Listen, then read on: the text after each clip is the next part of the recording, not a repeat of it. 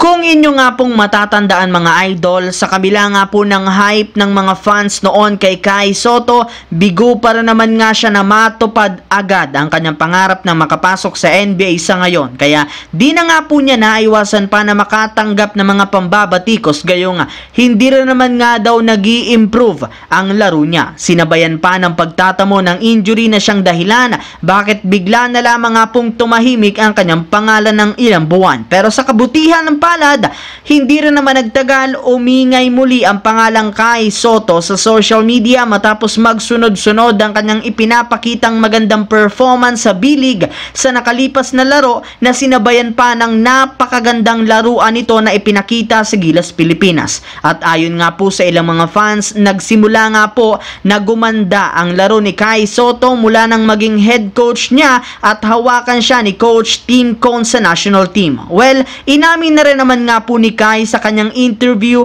na mas nagkakaroon nga po siya ng confidence sa bawat tira nito kapag tiwala at komportable siya sa kanyang head coach, which is ganito rin naman ang nangyari ngayon sa kanyang kasalukuyang team sa Japan B-League. Samantala, matagumpay nga po mga idol na ipanalo ng Houston Rockets ang kanilang game ngayong araw laban sa Washington Wizards. At nagawa nga nila yan salamat sa pagtatala ng kanilang player na si Jalen Green ng 37 points sa loob ng 37 minutes na playing time. Maliban nga po dyan, siya rin naman ang mismong dahilan bakit naipanalo ng Rockets ang kanilang huling 4 na laro at bakit naiangat nila sa 31 wins, 35 losses ang kanilang standing sa West matapos siyang mag-average ng 18 points per game, 4.8 rebounds, 3.3 assists per game. And simula nga po nang mawala ang kanilang starting center na si Alperen Sengun dahil sa injury, mas lumaki nga po ang offensive load nito since kailangan nga talaga niyang ipakita ngayon kung gaano kalaki ang inimprove ng kanyang laro upang sa ganoon magsunod-sunod ang kanilang panalo, makaangat pa sila sa standings ng West at makahabol pa sila kahit papano sa play-in tournament. Samantala, dito naman, kung meron man nga pong pinaka-intense na laban ngayong season, eto nga, walang iba kundi ang labanan ng Los Angeles Lakers at Golden State Warriors na nagpapalitan lamang sa ika-9 at ika-10 sa West. Kaya dahil dyan, hindi na nga po naiwasan pa ng ilang mga analyst na pag-usapan, which is hindi na rin naman ikanututuwa pa ni Charles Barkley.